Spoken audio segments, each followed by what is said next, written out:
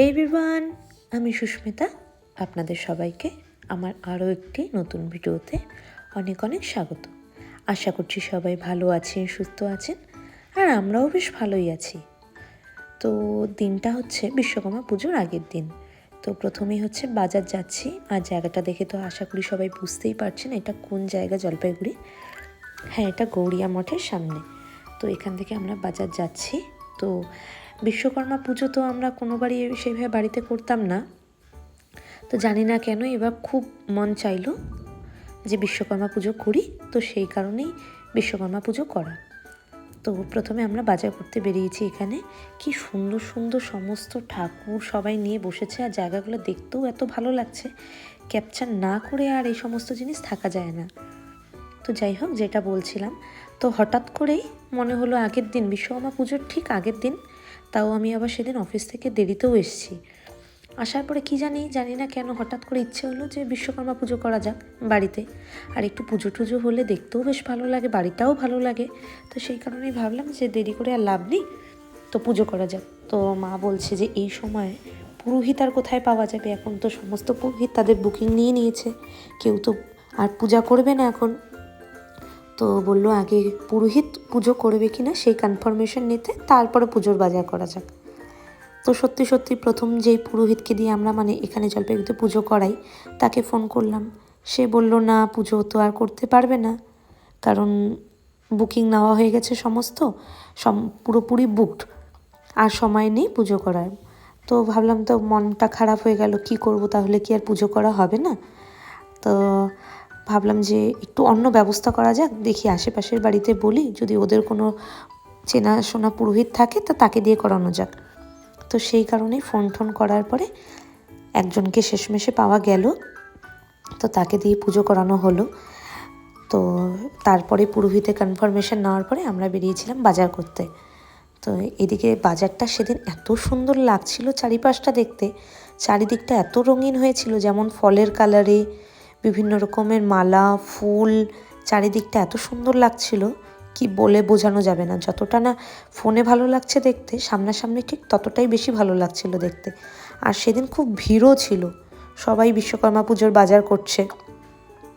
আর এরকম পুজোর বাজার করতে কি যে ভালো লাগে আর কি বলবো, আশা করি সবারই ভালো লাগে, কারণ কি বিভিন্ন রকমের রং বেরঙের জিনিস নেওয়ার থাকে। এই জায়গাটা দেখুন কি ভালো লাগছে, এই দশকর্মা ভাণ্ডারটা চারিদিকটা ফুলে ফুল, মানে মালায় মালা বিভিন্ন রঙের। তো আমি সেটাই হচ্ছে ক্যাপচার করছিলাম বসে বসে, মানে রেকর্ড করছিলাম ফোনে। আমার তো ভীষণ ভালো লাগছিল দেখতে। তো যাই হোক, বলে না ঠাকুরের ব্যবস্থা, মানে ঠাকুর যদি পুজো নেওয়ার হয়, ঠাকুর নিজের ব্যবস্থা নিজেই করে দেয়।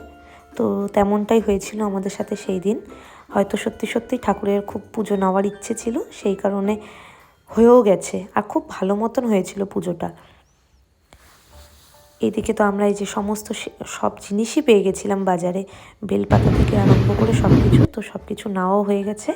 এদিকে বাড়ি ফেরার সময় দেখছি এত সুন্দর একটা বিশ্বকর্মা ঠাকুর নিয়ে যাচ্ছে কারো বাড়ির পুজোর জন্য। এদিকে সকাল সকাল ঘুম থেকে উঠে আমার মা সমস্ত জিনিস রেডি হয়ে গেছে, এখন শুধু অপেক্ষা পুরোহিত আসার। এদিকে টুকটাক যা যা গোছগাছ করার, সেইভাবে আগে কোনোদিনও বলেইছিলাম যে বিশ্বকর্মা পুজো করা হয়নি, তো যতটা জানি ঠিক ততটাই হচ্ছে জোগাড় করেছি, মা আমি দুইজন মিলে। এদিকে দেখছেন ভাই কি সুন্দর হলুদ রঙের পাঞ্জাবি পরে এদিকে রেডি। ও তো অনেকক্ষণ ধরেই রেডি হয়ে বসে আছে যে কখন পুরোহিত আসবে, কারণ ওর হচ্ছে আজকে সাইকেল পুজো দেওয়ার দিন, ও রেডি হবে না সকাল সকাল, এটা কখনো হয়। এদিকে সবাই ওয়েট করছিলাম, মা ওয়েট করছিল, সবাই মোটামুটি রেডি। বুনুও অনেকক্ষণ ধরে বসে আছে, আমিও সেদিন একটুখানি শাড়ি পরেছিলাম, এমনিই শাড়ি পরতে ভালোবাসি, তারপরে তো আবার পুজোর দিন শাড়ি না পরলে হয়। এদিকে বুনুও রেডি হয়ে বসে আছে, পুরোহিত চলেও এসছে। আর পুজোর দিন তো একটুখানি হয় এই ব্যাপারটা, কখনো পুরোহিতকে সময় মতন পাওয়া যায় না বলুন। তো সেই কারণেই বেশি লেটও হয়নি, 1-1.5 ঘন্টার মতনই লেট হয়েছিল। তো ঠিক আছে, সেটা অ্যাডজাস্ট করে নেওয়া যায়। এদিকে আমরা দেরি না করে সবাই মিলে পুজোতে বসে গেছি, কারণ ওনারও আরও অনেক পুজোর বাকি আছে, তো দেরি করে তো সেরম লাভ নেই। এদিকে বসেও গেছি, মা সব জোগাড় করে দিচ্ছে হাতে নাতে। আর কি ভালো লাগছে, পুজো টুজো হলে বাড়িতে ভীষণ ভালো লাগে বলুন।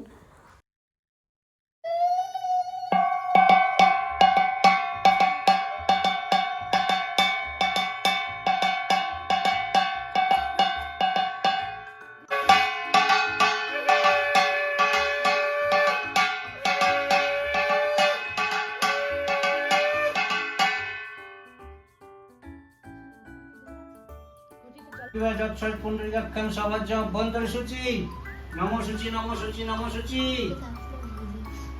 ওম সুমনাং রাজানাং ভুবনগ্নিরবামায় বিষ্ণুম বিষ্ণুম ব্রহ্মানন্দং বৃহস্পতি।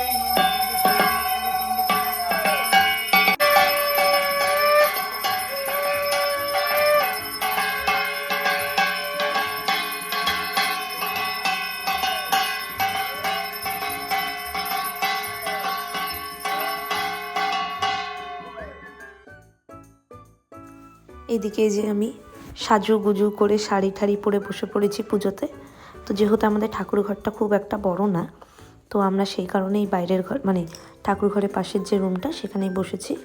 মা ভেতরেই আছে, কারণ একটু হেল্পও লাগছে এটা ওটা জোগাড় করে দেওয়ার জন্য।